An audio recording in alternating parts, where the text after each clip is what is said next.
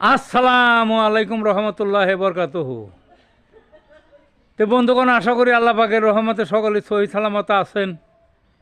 তো কবি Gazi আক্কাসাল YouTube channel 017140885009 এর পক্ষ থেকে আপনাদের সকলের প্রতি রইল একান্ত আন্তরিক শুভেচ্ছা ভালোবাসা। তো বন্ধুগণ, এখন আপনাদের সামনে যে বয়ানটা রাখবার চেষ্টা করব, বয়ানটার নাম হলো ভূমিকম্প নিয়ে কয়েকটি কথা। কি বয়ানটার নাম? ভূমিকম্প নিয়ে কয়েকটি কথা। গত কয়েকদিন যাবৎ সামাজিক মাধ্যমে ব্যাপকভাবে প্রচারিত যে ডিসেম্বরের 3 থেকে 6 তারিখের মধ্যে ঢাকা শহর লয় হয়ে যাবে, ধ্বংস হয়ে যাবে, এইরকম প্রচার করতেছে।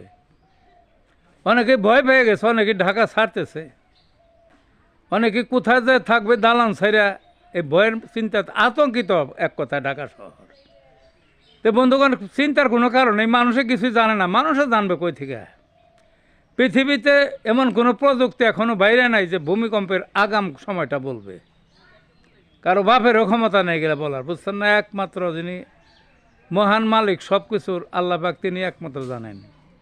ভয়ের কিছুই নাই।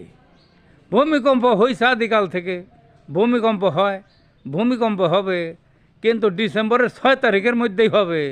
ঢাকা লন্ডভন্ড লয় হয়ে যাবে, এর 100% ভাওতা কথাবার্তা। কাজী বন্ধুগণ, ভয়ের কোনো কারণ নাই। সবাই ওই থাকেন, নির্ভয়ে থাকেন। তো ভালো থাকুন বন্ধুগণ।